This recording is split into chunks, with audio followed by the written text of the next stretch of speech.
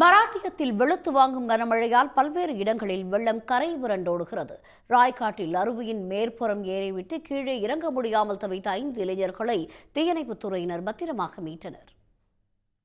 மராட்டிய மாநிலத்தில் தென்மேற்கு பருவமழை தாக்கத்தால் கனமழை வெளுத்து வாங்கும் நிலையில் புனேவில் சாலைகள் வெள்ளம் பாயும் ஆறுகளாக காட்சியளிக்கின்றன.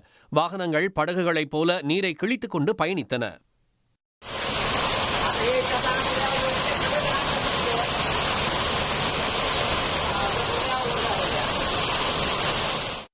புனே சோலாப்பூர் நெடுஞ்சாலையில் சாலையில் கரை புரண்ட வெள்ளத்தில் கார் ஒன்று மூழ்கிய காட்சிகளும் தென்பட்டன.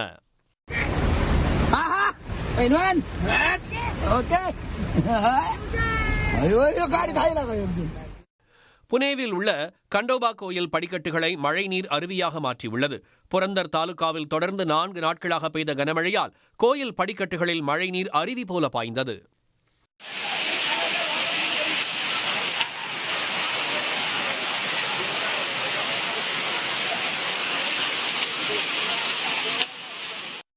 ராய்காட் மாவட்டத்தில் உள்ள பாண்டவ்கடா அருவியின் மேற்புறத்தில் ஏறி கீழே இறங்க முடியாமல் தவித்த 5 இளைஞர்களை தீயணைப்புத் துறையினர் பத்திரமாக மீட்டனர்.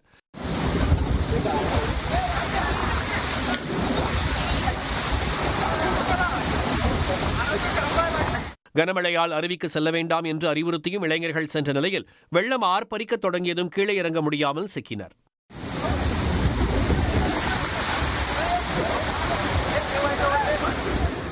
புனேவில் பீமாசங்கர் வன உயிரியல் சரணாலயத்தில் உள்ள கொந்தவால் அருவியில் 16 ஆண்டுகளுக்கு பின்னர் முதன்முறையாக ஆவேசமாக காட்டாற்று வெள்ளம் பாய்கிறது.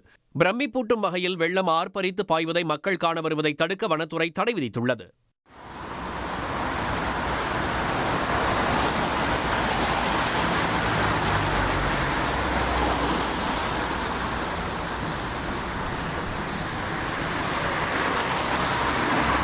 உடனுக்குடன் செய்திகளை தெரிந்து கொள்ள சன் நியூஸ் பெல் ஐகானை கிளிக் பண்ணுங்க.